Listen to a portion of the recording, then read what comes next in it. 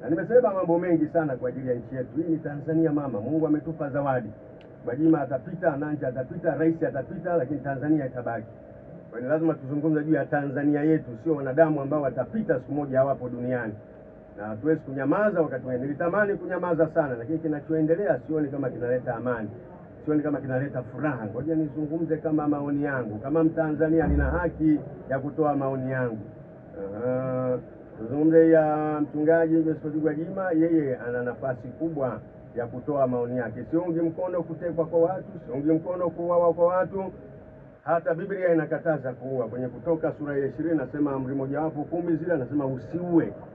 Kutoa roho ya mtu sio sahihi. Hatuwezi kumaliza tatizo kwa tatizo. Kama mtu amekosea, hatuwezi kumaliza tatizo kwa kumuua. Hii sio ufumbuzi.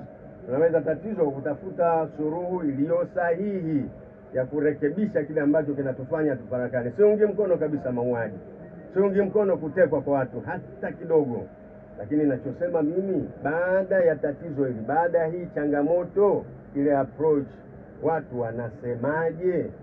Maana yake sasa, kama kuna taharuki ya watu wameuawa, watu wametekwa, na yule anayesema pia analeta taharuki, tutafikia wapi? Kila mmoja akisema kwa namna yake. Kweli watu wana hasira, kweli watu wana uchungu, lakini uchungu wetu uende kwa maarifa na hekima. Zipo mamlaka. Kwa mfano Josephat Gwajima, simsemi yeye, lakini nasema kwa mfano yeye ana nafasi kubwa, yeye ni mneki. Ana nafasi kubwa ya kuwa karibu na kiongozi wa nchi. Tunampeleka kama mchungaji aseme kwa sababu yuko karibu. Mneki ni nafasi kubwa sana. Yeye ana nafasi kubwa na kwa kiongozi wa nchi, ana nafasi kubwa bungeni. Haya mambo hayahitaji kumzomea mtu. Ikitokea changamoto hatupaswi kuzomea, kutoka nje kuzomea. Kuna nafasi ya kuwa karibu na mheshimiwa rais. Na ndio maana ya sisi hata viongozi wa dini kuwapeleka viongozi wetu wa dini wenzetu wafike pale mahali ambapo wanaweza kusema karibu na kiongozi wa nchi. Na hii ilikuwa kwa Nabii Nathan. Nabii Nathan, Daudi alipochukua mke wa jemadari wake Uria, Bathsheba, akalala naye, alafu akampeleka Uria kwenye mstari wa mbele vitani ya uawe. Nabii Nathan Mungu akamtuma kwa Daudi. Akatengeneza mfano. Daudi alikuwa na nafasi, Nathan alikuwa na nafasi kubwa ya kuweza kuzungumza na mfalme.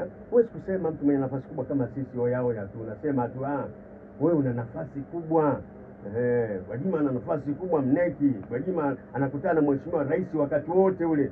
Mimi siwezi kumpigia simu rais, ndio naweza kusema vyovyote vile. Lakini watu wenye nafasi kubwa, wenye ukaribu na kiongozi wa nchi, hawapaswi kusema kama watu wa kawaida. Wao ile nafasi walionayo sio ya kawaida. Hatukumpeleka pale na maombi yetu aseme kama mtu wa kawaida. Alikuwa aseme kama kiongozi, kama Mungu amempeleka pale. Nathan alimwambia Daudi, akamwambia kuna mtu amekuja mgeni kwake, akaacha ng'ombe zake wengi, akachukua ng'ombe wa jirani yake akamchinjia mgeni. Akamwambia Daudi, Nathan, mtu kama huyo afanywe nini? Daudi akasema kwa haraka sana, mtu anapaswa kuuawa. Nathan akamwambia, mtu huyo ni wewe. Umeacha wake zako wengi, umechukua mke wa jemadari wako. Kwa nini? Nathan alikuwa na nafasi. Kwa hiyo Gwajima kwa kusema kule nje kuzomeana sio sahihi. Kama kiongozi wa dini, kama kiongozi katika serikali, umeapa kwa katiba na umeshika Bible. Wakati nasema tunatunza siri ya nchi, umeapa na sisi tumekubali, umekwenda kuapa. Kwa hiyo ni vizuri kuna utaratibu wa kuzungumza. Kila mtu, kama kwa mfano alimsema mbunge fulani Ponjoro, sio sahihi. Kiongozi yule yote ni kondoo, yule yote anahitajika kuja kwa Yesu. Hayapaswi kusemwa kwa matusi. Alizungumza bungeni, haitakiwa naye akamjibu bungeni. Usitumie madhabahu. Waislamu wakitumia madhabahu zao kusemana, na sisi tutumie madhabahu zetu kusemana, nchi itakuwa salama kweli? Kila mmoja asimame kwenye madhabahu yake aseme anavyotaka yeye, nchi itakuwa salama. Ogopeni vita wapendwa. Mimi nimeishi Kongo, mimi nimeenda South Africa, mimi nimeenda Rwanda na Burundi. Mimi najua prison, najua maisha yote. Watu wa bunduki miaka ya nyuma, maisha yote tunayafahamu.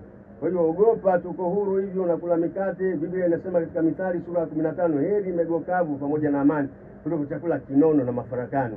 Ninafu hivi wakati mwingine tupo hivi, tunafanya kazi zetu, uko madhabahuni unahubiri, chuma ikilia madhabahuni, ukifungua mdomo haleluya, chuma imelia mdomoni. Meno yote wameng'oa na risasi. Hakuna ibada kwenye mafarakano. Na yanaanza hivi.